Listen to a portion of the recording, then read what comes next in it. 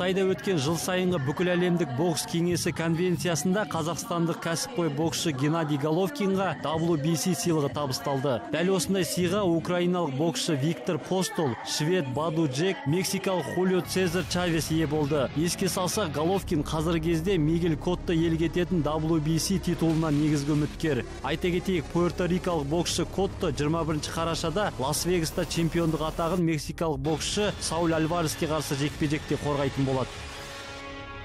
Қазақстандық теннисші Ярослава Шведова әйелдер теннисі қауымдастығының нұсқасы бойынша жұптық разрядтың жаңартылған рейтингінде 6-ші орыннан көрінді. Осылайша Шведова Қазақстан өкілдері арасында үздік атанды. Тағы бір жерлесіміз Зарина Диас бір сатыға көтеріліп, 179-ші орынға орнықса, Путинцева 84-ші орыннан 72-ге көтерілді.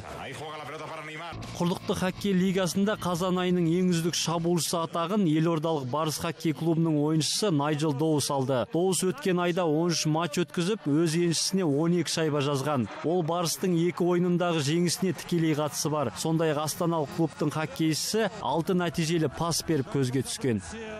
Бүгін Чемпиондар лигасының топтық кезеңінің 4-ші турының ойындары өтеді. Астана клубы Астана Арена стадионында Мадридтік Атлетиканы қабылдайды. 21:00-де басталатын қызыққа толы ойынды таң телеарнасынан тікелей эфирде тамашалай аласыздар. Айта кетейік, С тобында Атлетика клубы 6 ұпаймен көш бастаса, жерлесіміз 1 ұпаймен тізімнің соңында тұр. Сондай-ақ бүгін осы топта 2-ші орында тұрған Бенфика 4 ұпайы бар Галатасараймен кездеседі. Ал А тобындағы корольдік клуб Реал ПСЖ-ны қабылдаса, Донецкілік Шахтер қонақта швециялық Мальме футболшыларымен күш сынасады. Д тобында Менхенгладбахта Боруссия мен Ювентус өзара мықтын анықтайтын болса, Севилья өз алаңда Манчестер Ситиді қабылдайды. Б тобындағы тартысты ойындарда бүгін болады. Англиялық Манчестер Юнайтед Мәскеулік ЦСКА мен ойнаса, Нидерландиялық клуб ПСВ немістің Вольсбург клубымен кездеседі.